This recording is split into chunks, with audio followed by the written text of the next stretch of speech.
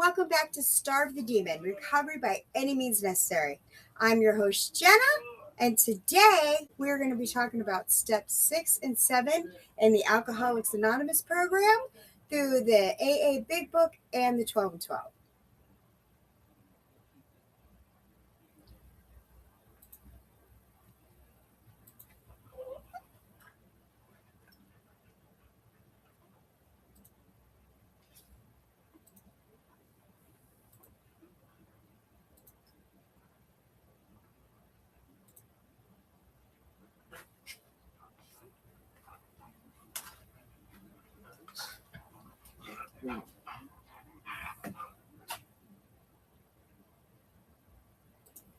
Today we're continuing our Alcoholics Anonymous 12-step book study with steps 6 and 7 and the spiritual principles of willingness and humility. We're going to begin in the Big Book of Alcoholics Anonymous, and then we're going to read the 12 steps and 12 traditions and see what it has to say about the 2 steps. Then, as always, I'm going to give you some of my experience, and hopefully that will give you some strength and hope. And we'll talk about what these steps... And we'll talk about what these steps actually look like in everyday recovery. If you're here with me live, jump into the chat, ask questions, share your experience, and let's learn from each other.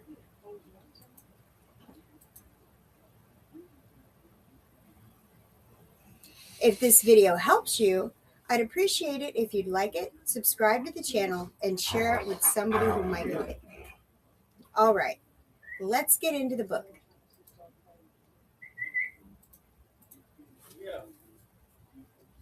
So, the interesting thing, I think, oh, you know what? My whole head is cut off right there. Oh, that's better. So, Alcoholics Anonymous, steps 6 and 7. Why step 6 and 7 together? All the other steps we do one at a time. But 6 and 7 take up all of 2 paragraphs in the whole book. Yeah. So what we're actually going to do is go back and see what it says at the end of step 5.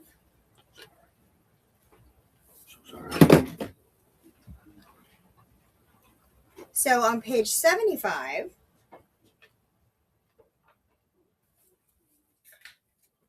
when talking about step 5, it says, returning home, we find a place where we can be quiet for an hour, carefully reviewing what we have done. We thank God from the bottom of our heart that we know him better. Taking this book down from our shelf, we turn to the page which contains the 12 steps. Carefully reading the first 5 proposals, we ask if we have omitted anything, for we are building an arch through which we shall walk a free man at last. Is our work solid so far? Are the stones properly in place? Have we skimped on the cement put into the foundation? Have we tried to make mortar without sand? So that is the last of step 5. So when we come to page 76, this top paragraph, if we can answer to our satisfaction, then we look at step 6. Congratulations, you're on step 6. Yay! We have emphasized willingness as being indispensable. Are we now ready to let God remove from us all the things which we have admitted are objectionable? Can we now take them all, every one? If we still cling to something we will not let go, we ask God to help us with willingness. So we don't not do step 6 and 7 because we have stuff that we're still clinging to. If you're not willing, you ask God for willingness. So, before we go on to the exact next paragraph for step 7, we're going to read about step 6 in the 12-12.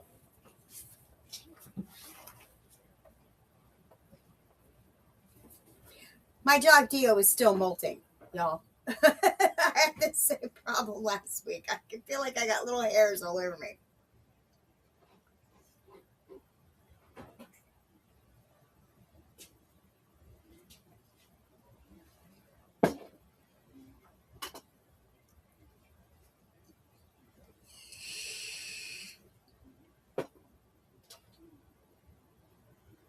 Uh-oh.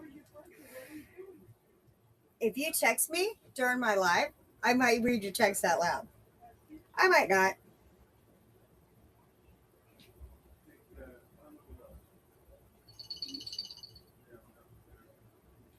Okie dokie smokies.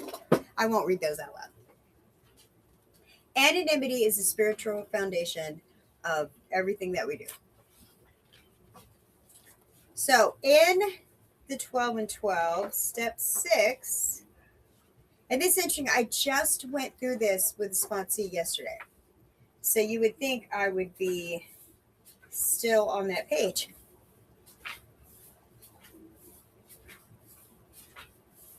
Step 6, page 63, 12 and 12. We're entirely ready to have God remove all these defects of character. Right? That's all step 6 is. You're getting ready. That is the action of step 6. And the spiritual principle attached to that is willingness. This is the step that separates the men from the boys. Now, before we get all twisted up and splitting hairs over words, we all know this was written for white professional men back by and for and about law. So we know they mean people. Hey, Jamie, you just got into Walden House. Great. Hi. Oh, I'm so happy. I was hoping to hear from you. Did your brother get in there too? You guys are together?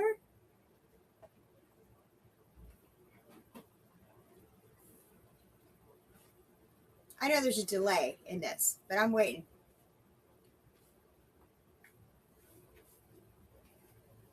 It's Cliff's birthday tomorrow. All right, he'll get back to me. I'm going to keep reading. So when it says, this is the step that separates the men from the boys. Don't get twisted up over the words. It separates the girls from the women. It separates the children from the adults. Would be a better way maybe to express that if you're going to get all twisted up and if you're easily offended. Of course, if you're easily offended, mine's probably not the channel you want to be watching. Yay, that's awesome, Jamie. That's awesome. We're doing step 6 and 7.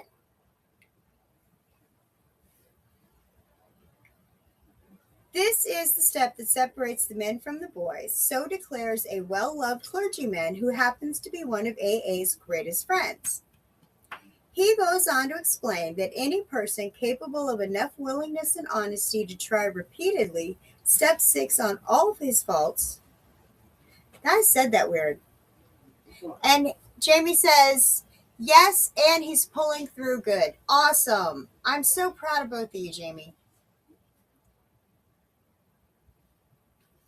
If anybody is watching this on the replay, they're not going to like it because I'm about to read the same paragraph for like the 4th time.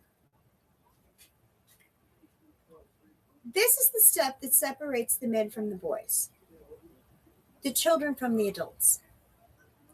So declares a well-loved clergyman who happens to be one of AA's greatest friends. He goes on to explain that any person capable of enough willingness and honesty to try repeatedly step 6 on all his faults without any reservations whatever has indeed come a long way spiritually and is therefore entitled to be called a man who is sincerely trying to grow in the image and likeness of his own creator. He says step 66. Oh, thank heaven, it's step 7. I like that. I like that. Of course, the often disputed question of whether God can and will, under certain conditions, remove defects of character will be answered with a prompt affirmative by almost any AA member. To him, this proposition will be no theory at all. It will be just about the largest fact in his life. He will surely offer his proof in a statement like this. Sure, I was beaten, absolutely licked. My own willpower just wouldn't work on alcohol. Change of scene, the best efforts of family, friends, doctors, and clergymen got no place with my alcoholism. I simply couldn't stop drinking, and no human being could seem to do the job for me.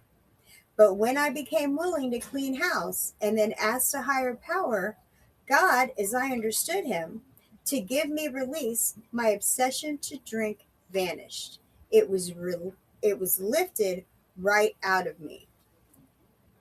No human power could. God can and will if he is sought. I'm sure you've heard that in the readings if you're going to meetings. I am reading the 12 and 12. I am on page 63 because I already read the all of one paragraph that the big book talks about step 6. So I read the paragraph in the big book. I'm reading the 12 and 12 step now, and then I'm going to go back and read the step 7 paragraph in the big book, and then read step 7 and 12 and 12. Because that's how I do it. And right there, the obsession has been lifted. For me, the obsession has been lifted, right? And I've talked about this before, where the physical craving and the mental obsession are the marks of alcoholism, right? That's what makes you an alcoholic. So it takes a very short time for the body to detox from alcohol so that you're no longer physically craving the alcohol. Now that takes longer for some people. Some people got to truly go through a medical detox, go to rehab, go to treatment center, whatever. But eventually, given enough time, the physical craving goes away. The body wants to be in homeostasis. It wants to be on an even keel. But that mental obsession, that constant thinking about it, that when's it going to be whiskey 30, and all the different ways that we think about controlling it, getting it, having it, the morning after, that doesn't stop us from drinking more. That is that mental obsession. All you can do is think about when you get to go drink again, right? I can tell you that for me, that obsession has been lifted. I don't think about drinking. I don't not think about drinking. It's not something, I'll say, I don't drink Red Bulls. Never have. Have always thought they were nasty, poison, whatever. Listen, if you drink them, whatever. I'm not your mom or your sponsor. But I would no more go into a 7-Eleven and pick a bottle of booze than I would pick up a Red Bull. It is the same to me. I'm not worried about it. I'm not thinking about it. I'm not white knuckling it, mad that I can't have it. I just don't even, it's just not there. It's just not there. So that is my experience, and it took me a long time it was probably 2 years before I realized, I knew that I felt like I was okay with it, but then I also felt like I was weak. I still felt that first year or so, probably closer to 2 years, that I didn't want to be around any alcohol. I didn't want any in my house. And I would tell my husband, listen, I know that I'm weak and I don't want to test my sobriety, so I wouldn't go hang out at a bar. I wouldn't have friends over that were going to bring booze. No, I'm not having it at my house. Now I'm almost, 7.5 years, and I said I have alcohol in my fridge. It's not for me. It's for somebody that lives with me, not my husband. And, it's for my mother-in-law. She's 82 years old. If she wants to drink a White Claw, she can have a White Claw. Not everybody that drinks alcohol is an alcoholic. Alcohol is not the problem. It's the wrong solution. I say that every time. If you've been listening to me, you're probably sick of hearing me say it. Still the truth, though. So, the obsession can be lifted. In AA meetings all over the world, statements just like this are In AA meetings all over the world, statements just like this are heard daily. It is plain for everybody to see that each sober AA member has been granted a release from this very obstinate and potentially fatal obsession. So in a very complete and literal way, all AAs have become entirely ready to have God remove this mania for alcohol from their lives. And God has proceeded to do exactly that. Having been granted a perfect release from alcoholism, why then shouldn't we be able to achieve by the same means a perfect release from every other difficulty or defect? This is a riddle of our existence, the full answer to which may be only in the mind of God. Nevertheless, at least a part of the answer to it is apparent to us. When men and women pour so much alcohol into themselves that they destroy their lives, they commit a most unnatural act. Defying their instinctive desire for self-preservation, they seem bent upon self-destruction. They work against their own deepest instincts. As they are humbled by the terrific beating administered by alcohol, the grace of God can enter them and expel their obsession. Here, their powerful instinct to live can cooperate fully with their Creator's desire to give them new life. For nature and God alike abhor suicide. Every living creature, from the tiniest one cell organism, are we what did he say in Jurassic Park? Life finds a way. We are meant to live. We are meant to be fruitful and multiply. We are not meant to kill ourselves or each other, right? But especially ourselves. Especially ourselves. So it goes against all human nature, all any living creature nature. I don't care if it's a plant, animal, person.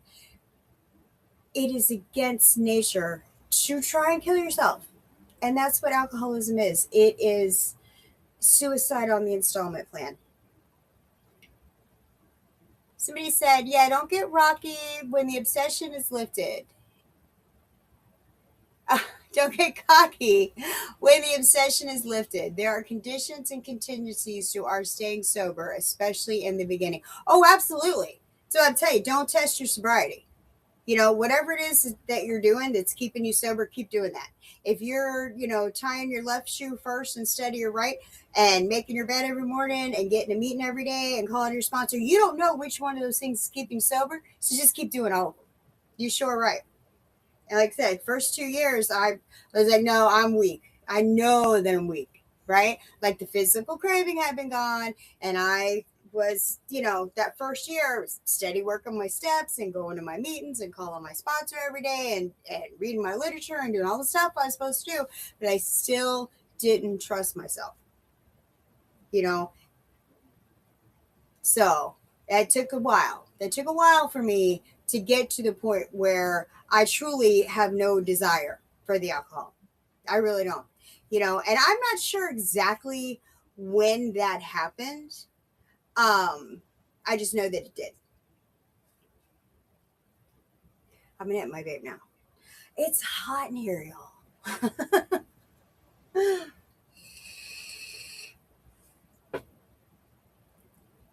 And my dog is here.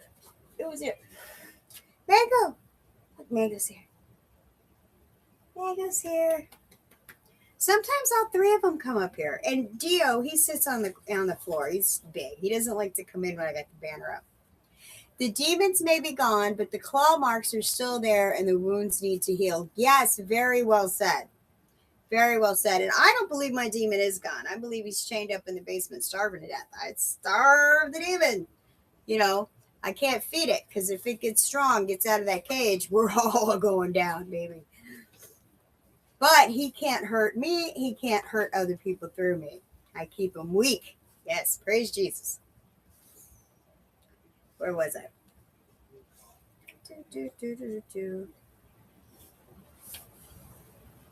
Oh, you know what? I had my glasses. I was going to put my glasses on this time. And now I don't know where they are.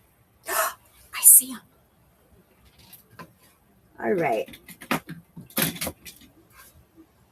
Do y'all know I went through this exact same thing with my sponsee yesterday? Couldn't find my glasses. All right, because I don't know if you remember last week, but I was struggling to read this book, y'all, because my big book is big print old lady text, but my 12 and 12 is just regular. Oh, that's awful. I appreciate your forgiveness and compassion and patience while I figure this out. I see Mango. Mango's my sidekick. All right, well, that's not great. They're kind of blurry, but we takes what we can get, right? All right. That's kind of better.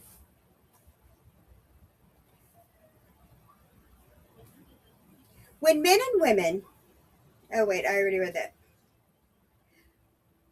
But most of our other difficulties don't fall under such a category at all.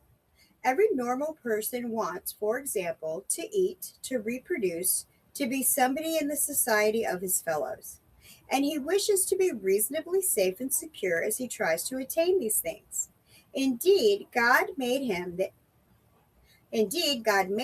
way.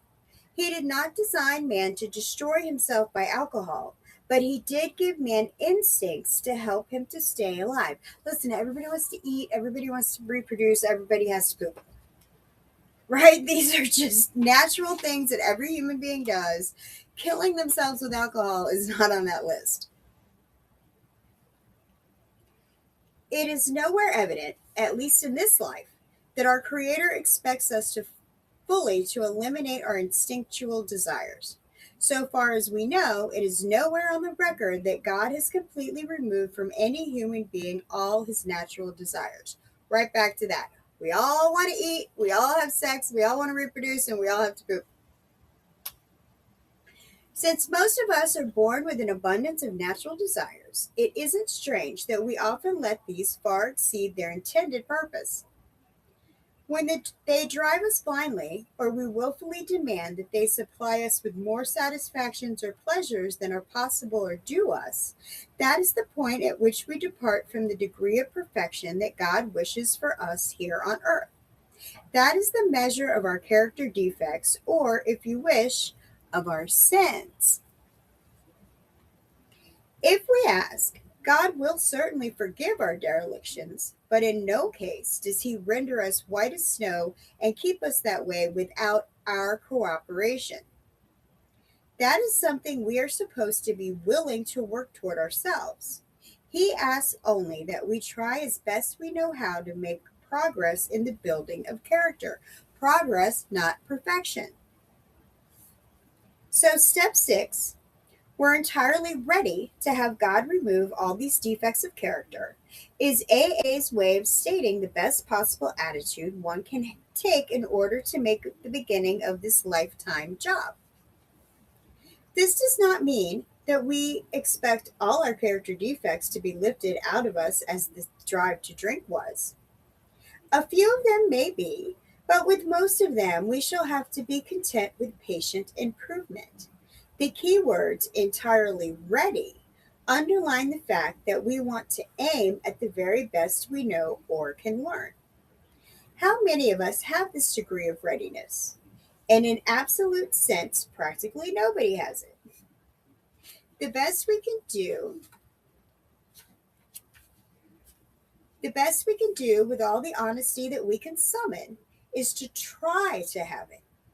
Even then, the best of us will discover to our dismay that there is always a sticking point, a point at which we say, "No, I can't give this up yet." And we shall often tread on even more dangerous ground when we cry, "This I will never give up." Such is the power of our instincts to overreach themselves. No matter how far we have progressed, desires will always be found which oppose the grace of God. So, what does that mean? God gives you grace and mercy. God forgives you. God says, repent and sin no more. So if you accept that grace and mercy and forgiveness and then keep doing the same things over and over again, it's not like a pardon that is forever granted, right? If you keep sinning, if you keep making the same mistakes, if you still cling on to these character defects, manipulate, lie, cheat, steal, you have to continue to ask for grace and mercy and forgiveness. Does that make sense? Mango, guardian angel, doggy on one side, and no demon on the other. That's right, baby. God, removing our shortcomings requires us doing our part as well. It's God and you working together, like a couple of chums. Don't believe in God? Start praying and watch what happens. Exactly. If you're not willing, pray for willingness. If you don't believe in God, pray to God to ask you for belief in God. It sounds crazy, but it works. It totally works. Listen, I'm not sure if I believe, but I'm going to get on my knees and pray anyway and see what happens. You'd be surprised what happens. You'll be surprised what happens. Ask somebody. Ask somebody that didn't believe that now believes. How they came to believe in that higher power. Oh, look, here's my other one. That's Milo. Milo, Milo, Milo. Oh, wait. Happy's back here too. Look at this. They're all three there. And Dio, my big old husky. Whenever I have this banner up in the background, he doesn't like to come in here. I don't know what that is. Oh, look what I just did to my hair. Y'all can't let me look like that. Said one of these days when we're big and famous, I'll have like a producer and editor, and then this is gonna be, I'll be way better at this. But this is cool because I feel like I'm just hanging out with you guys, and I like that.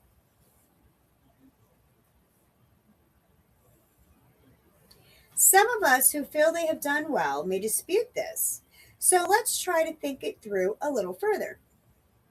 Practically everybody wishes to be rid of his most glaring and destructive handicaps. No one wants to be so proud that he is scorned as a braggart, nor so greedy that he is labeled a thief.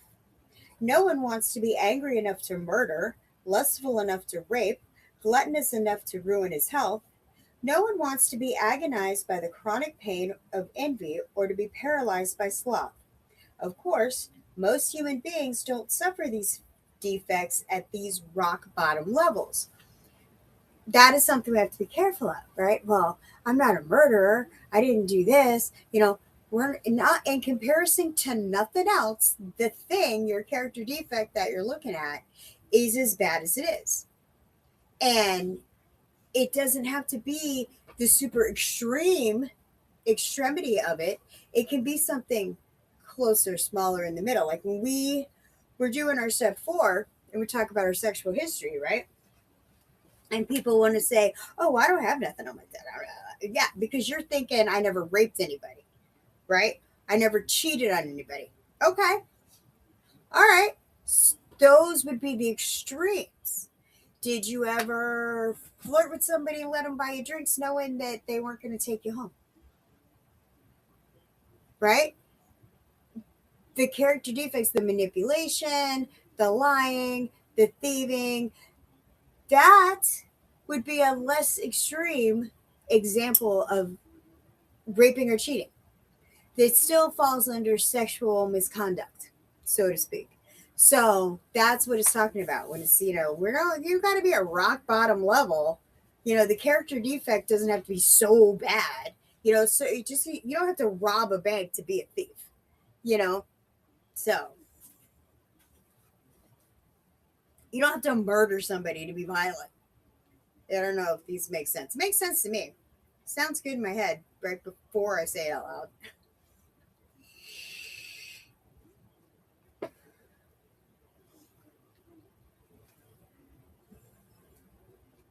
We have escaped these extremes. We who have escaped these extremes are apt to congratulate ourselves. Yet, can we?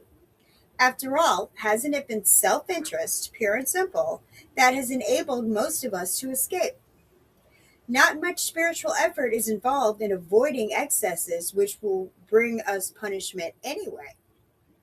But when we face up to the less violent aspects of these very same defects, then where do we stand? What we must recognize now is that we exult in some of our defects. We really love them. Who, for example, doesn't like to feel just a little superior to the next fellow, or even quite a lot superior? Isn't it true that we like to let greed masquerade as ambition? To think of liking lust seems impossible. But how many men and women speak love with their lips and believe what they say so that they can hide lust in a dark corner of their minds? And even while staying within conventional bounds, many people have to admit that their imaginary sex excursions are apt to be all dressed up as dreams of romance. Self righteous anger can also be very enjoyable. In a perverse way, we can actually take satisfaction from the fact that many people annoy us, for it brings a comfortable feeling of superiority. Gossip, barbed with our anger, a polite form of murder by character assassination, has its satisfactions for us too. Here we are not trying to help those we criticize, we are trying to proclaim our own righteousness. Look how much better I am than this person that I'm talking shit about. And don't you agree with me? Sound familiar to anybody? I bet it does. When gluttony is less than ruinous, we make a milder word for it too. We call it taking our comfort. Oh, I deserve a treat. Yeah, not the whole cheesecake, Barbara. We live in a world riddled with envy. To a greater or less degree, everybody is infected with it. From this defect, we must surely get a warped yet definite satisfaction. Else, why would we consume such great amounts of time wishing for what we have not, rather than working for it, or angrily looking for attributes we shall never have, instead of adjusting to the fact and accepting it? And how often we work hard with no better motive than to be secure and slothful later on, only we call that retiring. Consider, too, our talents for procrastination, which is really sloth in 5 syllables. Nearly anyone could submit a good list of such defects as these, and few of us would seriously think of giving them up, at least until they cause us excessive misery. As long as we're comfortable, there's no reason to change. As long as it doesn't seem like it's causing us problems, right? My bathroom scale hasn't topped 200, so I can have more donuts. Listen, there's nothing wrong with having a donut. Don't have the whole box of donuts.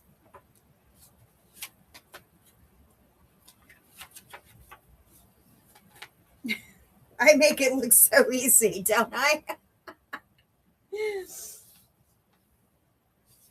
Some people, of course, may conclude that they are indeed ready to have all such defects taken from them. But even these people, if they construct a list of still milder defects, will be obliged to admit that they prefer to hang on to some of them. Therefore, it seems plain that few of us can quickly or easily become ready to aim at spiritual and moral perfection. We want to settle for only as much perfection as will get us by in life, according, of course, to our various and sundry ideas of what will get us by.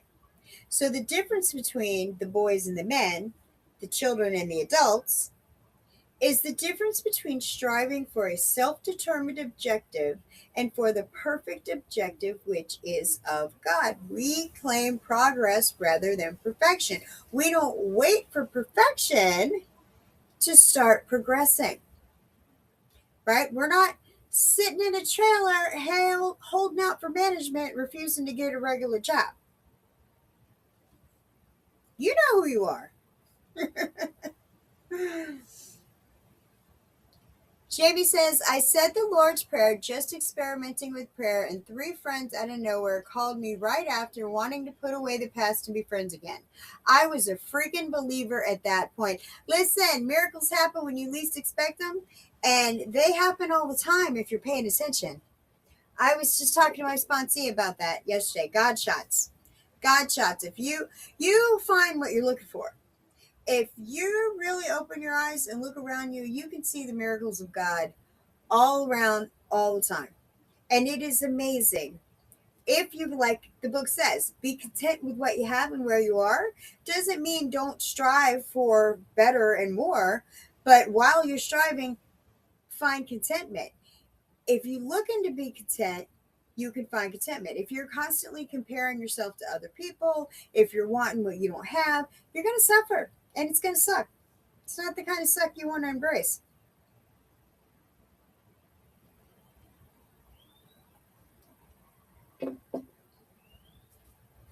Y'all, I'm tired. I am drinking more of my coffee and I am hitting my vape more often. Cliff has had me running around like a psycho all day long. Tomorrow's his birthday. Oh, but he did take me to Fat Burger. And if you don't have a Fat Burger where you are, whoo, I tell you what, it's expensive, but it's so good. It's not like a regular like Burger King, you know. Um, and so we only go like probably twice a year, but they are so good. And I got a vegan milkshake because I'm lactose intolerant. A profession procrastination. Exactly. Listen, that you can line 100 addicts, 100 alcoholics up against the wall and ask them about procrastination. Every one of them. That is like a character defect on all of our lists. I could sit around and do nothing, and if I run out of nothing, I'll go over to the neighbor's house, get some of their nothing, and start doing that. I can't wait to do nothing. I have a video that I've been trying to get edited for like 2 weeks now. And it's probably going to be another week before it actually gets posted. Because there's always something that comes up. There's always something else that I have to do. So, yeah, I'm a bad procrastinator. I am a bad time manager. I don't ever have a set routine. The fact that I show up and do this every Monday night at 7, y'all don't know. Y'all don't know the effort that takes me to be like, I have to be home. I have to get everything set up. I'm going live at 7. But it's keeping that kind of service obligation that helps keep me sober. So thank you guys. You guys are helping keep me sober today. If we would gain any real advantage in the use of this step on problems other than alcohol, we shall need to make a brand new venture into open mindedness. We shall need to raise our eyes toward perfection and be ready to walk in that direction. It will seldom matter how haltingly we walk. The only question will be, are we ready? Looking again at those defects we are still unwilling to give up, we ought to erase the hard and fast lines that we have drawn. Perhaps we shall be obliged in some cases still to say, this I cannot give up yet. But we should not say to ourselves, this I will never give up. You know, that person that you'll never forgive, that thing that you'll never get over. You know, maybe rethink those things. Let's dispose of what appears to be a hazardous open end we have left. It is suggested that we ought to become entirely willing to aim toward perfection. We note that some delay, however, might be pardoned. That word, in the mind of a rationalizing alcoholic, would certainly be given a long-term meaning. He could say, how very easy, sure, I'll head toward perfection, but I'm certainly not going to hurry. Maybe I can postpone dealing with some of my problems indefinitely. Of course, this won't do. Such a bluffing of oneself will have to go the way of many other pleasant rationalization. At the very least, we shall have to come to grips with some of our worst character defects and take action toward their removal as quickly as we can. The moment we say, no, never, our minds close against the grace of God. Delay is dangerous, and rebellion may be fatal. This is the exact point at which we abandon limited objectives and move towards God's will for us. Don't put limitations on what God can do in your life. And don't think you know better. Because, look where no one got you. Got me, jails, institutions, death, baby. Once I gave up trying to know everything, my life got exponentially better. And I got to meet you guys. I got to meet Jamie. I would have never met Jamie. So I count that as a blessing. Look at Mango up here like my little lion statue at my shoulder. He's a tank, though. Y'all can't see his little tail wagging. He loves me so much. And he's a tank. He don't look like much. He's all muscle, this one. Yes, mommy loves you. Look, you see the camera? You don't know. You don't know what mama's talking about. He freaks out when he sees himself on TV, though. He freaks out when he sees any dog on TV, but especially himself. I think it messes with his little mind. Okay, so that brings us to step 7. But before we read it in the 12 and 12, we're going to go back to the big book. See if I can do any better with these glasses. And it's all of one paragraph in the big book, y'all. We are in the chapter Into Action, because like I said before, there is no chapter called Sitting on Your Ass. As much as we like to procrastinate, there is only a chapter called Into Action. So back here on page 76, second paragraph, when ready, we say something like this. This is the 7th step prayer. My Creator, I am now willing that you should have all of me, good and bad. I pray that you now remove from me every single defective character which stands in the way of my usefulness to you and my fellows. Grant me strength as I go out from here to do your bidding. Amen. We have then completed step 7. Step 7, y'all, yay! Which means if somebody says, what step are you on? You could say, after you read that prayer, step 7.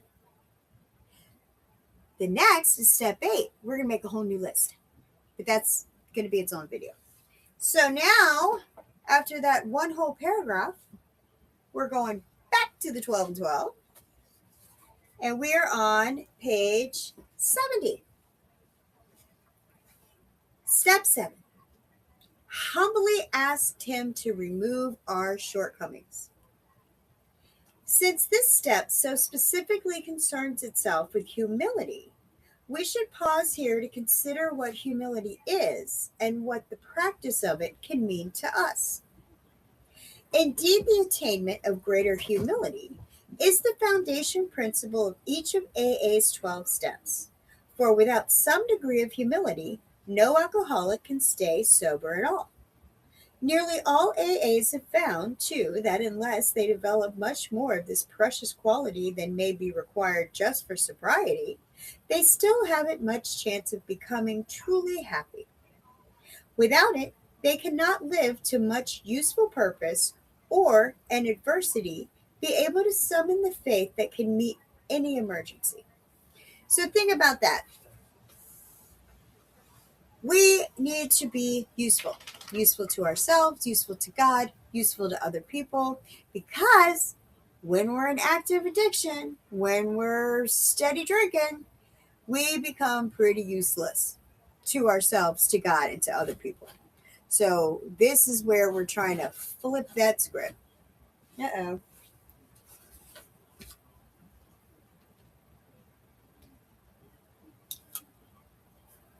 Jamie says, I'm certainly not going to hurry. Hey, my sponsor did wish me a long, slow recovery, did he not? There are so many ways an addict can psychologically mess with this program. Yeah, but you're just bullshitting yourself with all that nonsense. It's funny, but it's bullshit.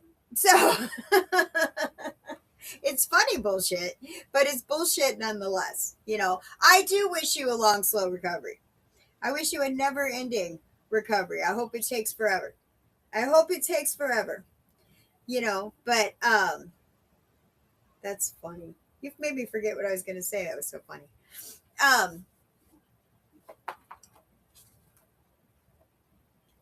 We're going to talk about the difference between humble and humility too, because people think that, humility, if you wrap that in your mind as humiliation, that's wrong thinking. I don't know why my sweater keeps falling. Humility is not about being humiliated. Humility is about being right-sized. And I'm sure you've heard me say it more than once. You're not the greatest thing walking, and you don't suck. Somewhere in between, somewhere in the middle of that is all of us. So just staying right size is what humility is about. Dio, y'all hear Dio? He won't come in, but he'll make noise. Dio, come here, baby. Look, there's your brothers. Come on. Come on. Come here, baby. Come on. You can do it. Come on. Come here. Come here. I know. Come here. Baby. Mommy's on TV. Come on. Oh, he won't come. He won't come past the extension cord, and he doesn't like it when the banner's up there. So I don't know. Not much I can do about it, guys. I can't let he's too big. I can't pick him up.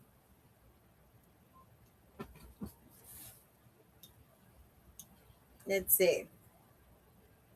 Humility as a word and as an ideal has a very bad time of it in this world. Not only is the idea misunderstood, the word itself is often intensely disliked. Many people haven't even a nodding acquaintance with humility as a way of life. Much of the everyday talk we hear, and a great deal of what we read, highlights man's pride in his own achievements. Sure, the A is its own reward. I'm proud of that. Awesome. But if I go around bragging about that, I got an A and you didn't. I'm smarter than you because I got an A. Blah, blah, blah. Now I'm not being humble. I'm being an asshole, and I'm using my accomplishments instead of being grateful to God for thank you, Jesus, for making me smart enough to get an A, giving me the perseverance and diligence necessary to study and do my homework and get an A on my test. No, I'm going to take that all. I got an A. I'm so smart. Blah, blah, blah, blah, blah. Nobody likes that person. Don't be that person. Step 6, we get our courage up. Step 7, we make the decision to ask God to be our recovery prom date. I never heard that before, Jamie. I like that. God, will you be my recovery prom date? And you know what? He says yes every single time. With great intelligence, men of science have been forcing nature to disclose her secrets. The immense resources now being harnessed promise such a quantity of material blessings that many have come to believe that a man-made millennium lies just ahead. Poverty will disappear, and there will be such abundance that everybody can have all the security and personal satisfactions he desires. The theory seems to be that once everybody's primary instincts are satisfied, there won't be much left to quarrel about. The world will then turn happy and be free to concentrate on culture and character. Solely by their own intelligence and labor, men will have shaped their own destiny. Certainly no alcoholic, and surely no member of AA wants to deprecate material achievement. Nor do we enter into debate with the many who still so passionately cling to the belief that to satisfy our basic natural desires is the main object of life. But we are sure that no class of people in the world ever made a worse mess of trying to live by this formula than alcoholics. For thousands of years, we have been demanding more than our share of security, prestige, and romance. When we seemed to be succeeding, we drank to dream still greater dreams. When we were frustrated, even in part, we drank for oblivion. Never was there enough of what we thought we wanted. In all these strivings, so many of them well-intentioned, our crippling handicap had been our lack of humility. We had lacked the perspective to see that character building and spiritual values had to come first, and that material satisfactions were not the purpose of living. Quite characteristically, we had gone all out in confusing the ends with the means. Instead of regarding the satisfaction of our material desires as the means by which we could live and function as human beings, we had taken these satisfactions to be the final end and aim of life. How sad. How sad to live in such a way that It's all about what you have and not who you are. And I've been there, done that, got the inmate number to prove it. But I am so grateful and glad and joyful that that is not my life anymore. You know, and listen, I want nice things. I want money in the bank. I want everybody to go to starvethedemon.com and buy me a coffee and buy a t-shirt. I want to be able to do this full time and not have to go to work at my regular job. You know, that's great. That would be great. That'd be awesome. Somebody wants to sponsor me. Fabulous. That's not why I do what I do.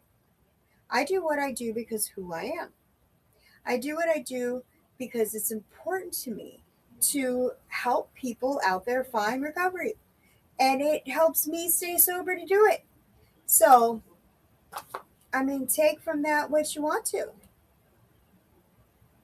I wish everybody happy, joyous, and free and recovery. And I wish I would walk into work one day and they would say, hey, guess what? We don't need you. We cured alcoholism and addiction. Well, yay.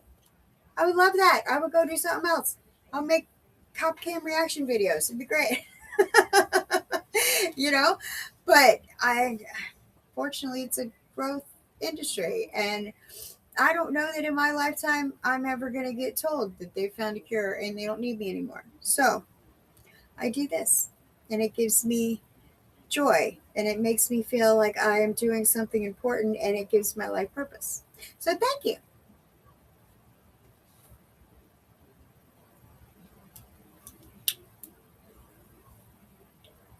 In all these strivings, so many of them well intentioned. Oh, wait, I read that already.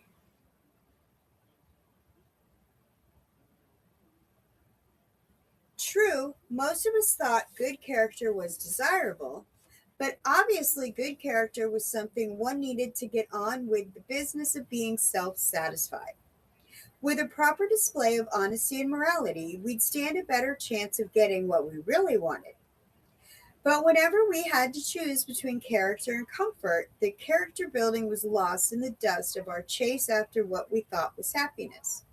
Seldom did we look at character building as something desirable in itself, something we would like to strive for, whether our instinctual needs were met or not. We never thought of making honesty, tolerance, and true love of man and God the daily basis of living. This lack of anchorage to any permanent values, this blindness to the true purpose of our lives, produced another bad result. For just so long as we were convinced that we could live exclusively by our own individual strength and intelligence, just for that long was a working faith in a higher power impossible. It is that kind of selfish, self seeking, self centered thinking that keeps us separate from God.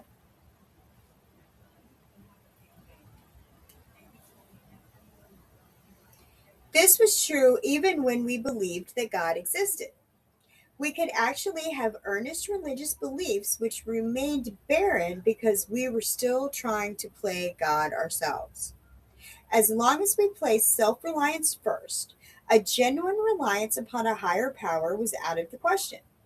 That basic ingredient of all humility, a desire to seek and do God's will, was missing.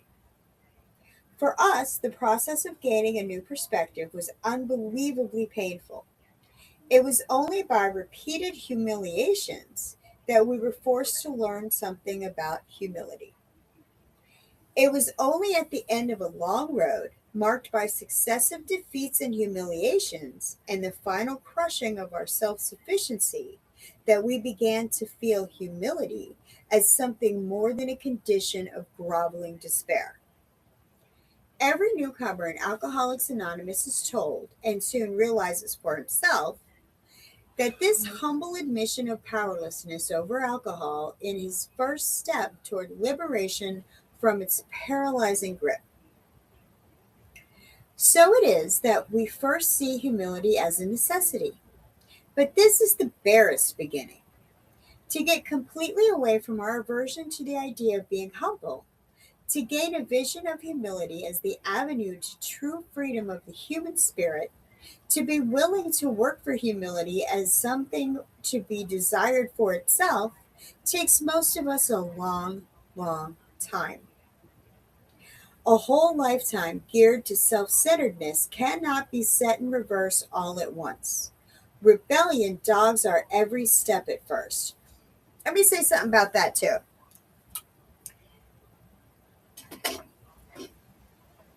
My experience, my story. Um, I ripped and ran for 25 years. 25 years of my life was spent drinking and drugging and all the different things that go along with that, right? Bad relationships, going to jail, losing jobs, um, all because of choices that I had made, decisions, clear headed or not, under the influence or not, they were still my choices to make. And I have suffered the consequences of my life, right? So, um, I forgot what I was going to say. I completely forgot what I was going to say. uh,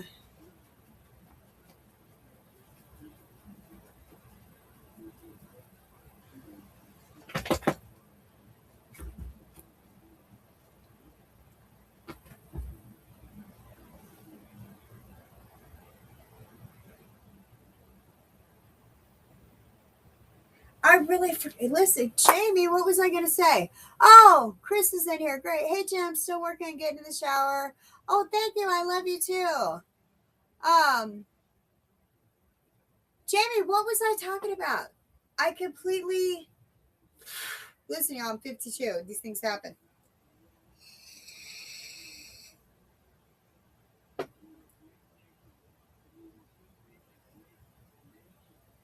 I know it was important, and it was part of what I just read.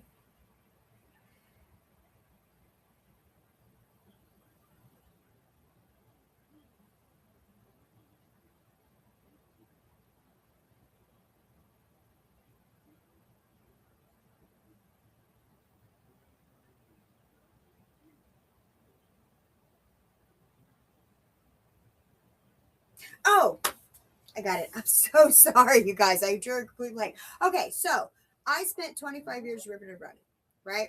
I am 7.5 years sober, and there are still people in this world that I have not been able to get hold of and make amends with. There are people in this world that I have been able to contact who want nothing to do with me. There are people in this world and character defects that I haven't given up, that I haven't given over as much as I have asked God to please remove all these things from me. I know that there are people in my life, not that I don't forgive them, but I got nothing for them. I got nothing for them. And if I never see them again, it'll be a day too soon. Right? So that's that side of it. We cannot, in early recovery, we cannot get sober, stop drinking, stop drugging, whatever it is, and then expect all the people in our life, all the bridges we spent years burning, that all of a sudden everything's just poof, gonna come back and magically be okay, as if we didn't just spend the last decade pissing everybody off.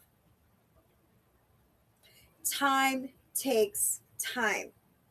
We put a lot of time and effort and energy into ruining our lives. It's going to take a lot of time, effort, and energy to get back on that even keel and to get ahead of it and to make up for, not only to other people but to ourselves, the ruin that we made of our lives, the consequences of our choices and actions, and dealing with those things. I still have credit issues. I say, it's on probation years after I got sober, still on federal probation. Getting sober didn't change that, right? So just keep that in mind. Don't try not to be too impatient when the rest of the world isn't as ready to receive you in sobriety as you would like them to be. We, too many of us, go, oh, but I quit drinking. How come they don't forgive me?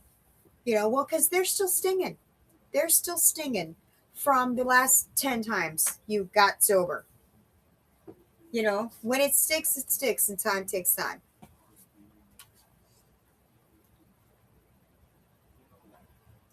When we have finally admitted without reservation that we are powerless over alcohol, we are apt to breathe a great sigh of relief, saying, well, thank God that's over. I'll never have to go through that again. Then we learn, often to our consternation, that this is only the first milestone on the long road we are walking. Still goaded by sheer necessity, we reluctantly come to grips with those serious character flaws that made problem drinkers of us in the first place. Flaws which must be dealt with to prevent a retreat into alcohol, which must be dealt with to prevent a retreat into alcoholism once again. We will want to be rid of some of these defects, but in some instances, this will appear to be an impossible job for which we recoil. And we cling with a passionate persistence to others, which are just as disturbing to our equilibrium because we still enjoy them so much. How can we possibly summon the resolution and the willingness to get rid of such overwhelming compulsions and desires? But again, we are driven on by the inescapable conclusion which we draw from AA experience that we surely must try with a will or else fail by the wayside. At this stage of our progress, we are under heavy pressure and coercion to do the right thing. We are obliged to choose between the pains of trying and the certain penalties of failing to do so. These initial steps along the road are taken grudgingly, yet we do take them. We may still have no very high opinion of humility as a desirable personal virtue, but we do recognize it as necessary aid to our survival. Ouch. Come here, baby. You gotta either come up here or you gotta stop making that noise. Mama loves you. That's right. I'm a badass, but I turn into a toddler when I talk to my dogs. And what?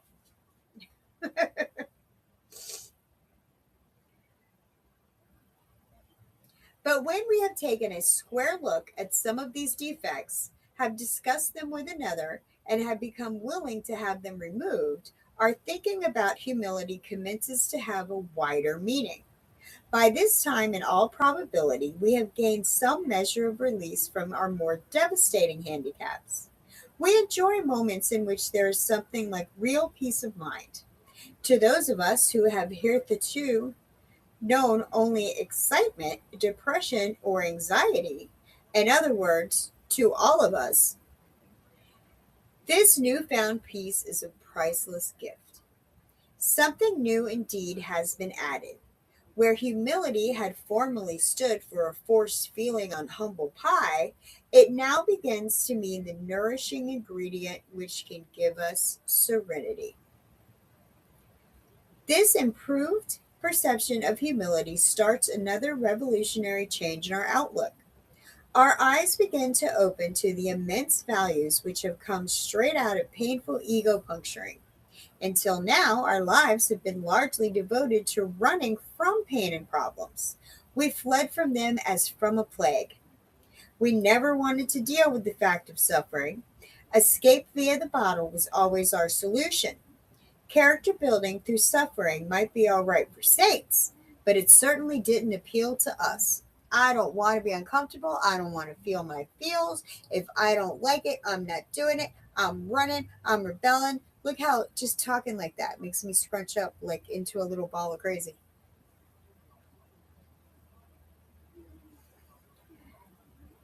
Then in AA, we looked and listened. Everywhere we saw failure and misery transformed by humility into priceless assets. We heard story after story of how humility had brought strength out of weakness.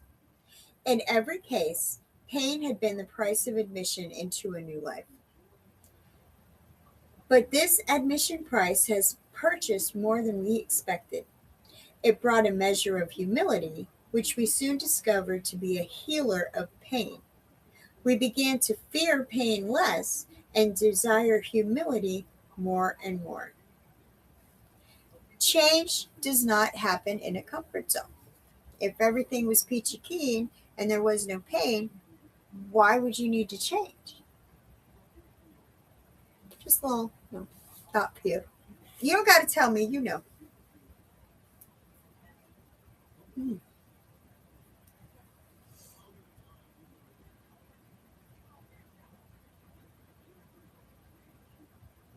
During this process of learning more about humility, the most profound result of all was the change in our attitude toward God.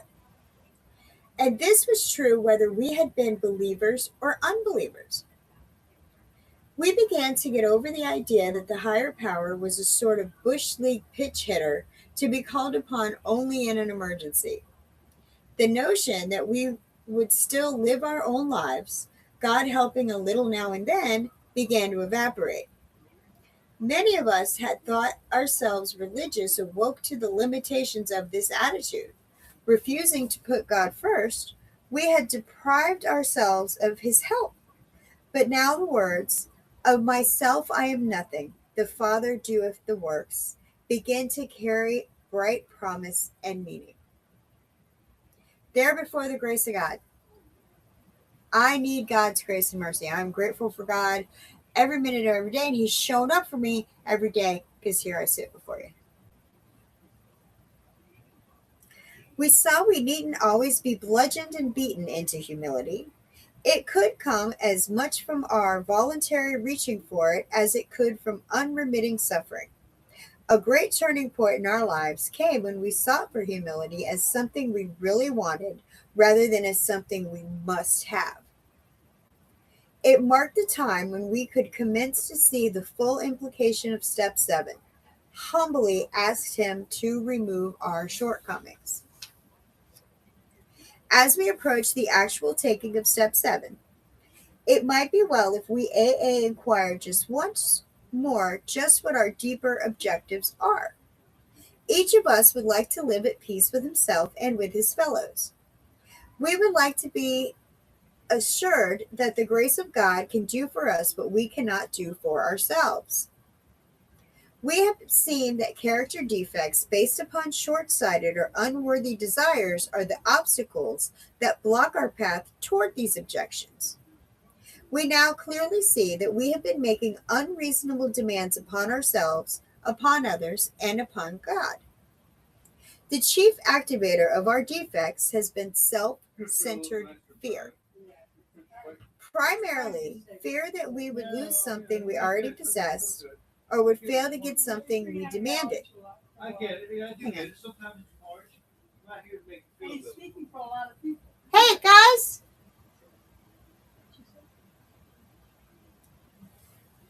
Sorry, I'm going to read that again. The chief activator of our defects has been self centered fear, primarily fear that we would lose something we already possessed or would fail to get something we demanded. Living upon a basis of unsatisfied demands, we were in a state of continued disturbance and frustration. Therefore, no peace was to be had unless we could find a means of reducing these demands. The difference between a demand and a simple request is plain to anyone. The 7th step is where we make the change in our attitude which permits us, with humility as our guide, to move out from ourselves toward others and toward God. The whole emphasis of step 7 is on humility. It is really saying to us that we now ought to be willing to try humility in seeking the removal of our other shortcomings, just as we did when we admitted that we were powerless over alcohol and came to believe that a power greater than ourselves could restore us to sanity. If that degree of humility could enable us to find the grace by which such a deadly obsession could be banished, then there must be hope of the same result respecting any other problem we could possibly have. Next is step 8. So I just want to go back and read that little paragraph again with that 7th step prayer. So, what have we learned? Step 6 is become ready to have God remove these defects of character. Step 7, we humbly ask him to remove our shortcomings. And he will in his time if he feels like it. Or he might turn your powers from evil to good, like me. I'm a mouthy, pushy broad. So I really thought he was going to like shut me up. Like my mother always said, that mouth of yours is going to get you in trouble. And she was right, you know. However, I didn't shut up. But now I don't use my mouth for manipulating and using and being selfish and self-seeking and self-centered. Now I do this. Right? I carry the message of recovery and I put my cape on when somebody needs a hero. I guess that sounds arrogant too.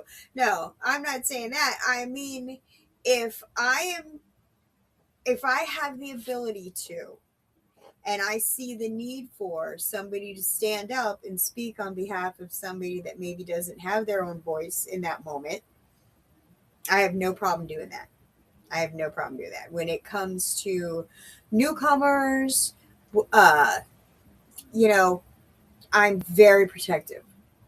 I'm very protective and I will do whatever I possibly can to be helpful and to, if I see somebody around a newcomer that's not being helpful and is actually being harmful, then my mouth is going to get both of us in trouble.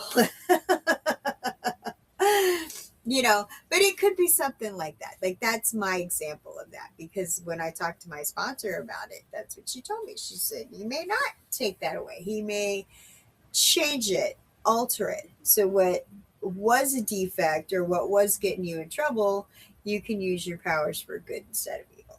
So that could happen. Into action. It's a great, awesome chapter. Okay, so we're back on page 76, second paragraph. This is just the 7-step prayer, and I just wanted to say it again so you don't necessarily have to, rewind this little video. And I think I'm probably going to put it in the description of the on the book study series so that you have it at hand. But should have your big book anyway. Step 7. When ready, we say something like this. My Creator, I am now willing that you should have all of me, good and bad. I pray that you now remove from me every single defective character which stands in the way of my usefulness to you and my fellows. Grant me strength as I go out from here to do your bidding. Amen. Pray for the character defects that you discovered about yourself in the patterns through working step 4. The character defects that you admitted to God, to your sponsor, to yourself in step 5. Those are the character defects, and that in step 6, you're becoming ready to have God remove from you. And in step 7, humbly asking God to remove these defects of character. And he will, or he'll change them. And it's in his time, not yours. Time takes time. Remember, God's got a sense of humor. Sometimes you're the punchline. And next, we're moving on to step 8, which is kind of deep. But now that you've got through step 4 and you realize that wasn't near as bad as you thought it was going to be, step 8 and step 9 are going to remind you of that. And going into step 8 and 9, just remember how step 4 and 5 wasn't as bad as you thought it was going to be. So I guess that's pretty much it for me. I was just 6 and 7 together because 6 is all of one paragraph and it's being ready. And I feel like for most people, and your experience might be different, but for most people, you've got some momentum going now. You did your 4, You did your 5, and 6 and 7 just go hand in hand. And you've got that momentum. Don't like, oh, I did 6 and then wait. No, 6 and 7, do them together. That's my philosophy. What has worked for me in the past. So, all right. That's going to wrap up our study of Alcoholics Anonymous steps 6 and 7 and the spiritual principles of willingness and humility. I hope something you heard today gave you a little strength, a little hope, or maybe just a different way to think about your own recovery. Remember, recovery isn't about perfection. It's about progress. It's about practicing these spiritual principles in our daily lives one day at a time. If you're here with me live, thank you so much for spending part of your day with me. I appreciate all of your comments, your questions, and your willingness to share your experience. If this video helped you, please like the video, subscribe to the channel, and share it with somebody who might need it. If you'd like to support the channel, you can visit starvethedemon.com for resources, interviews, and merchandise. Or you can buy me a coffee. I like coffee. Every bit of support helps me continue sharing recovery with as many people as possible. Love everybody. Let God sort them out. And keep coming back. So I'm going to keep coming back. See you in the next one. Bye.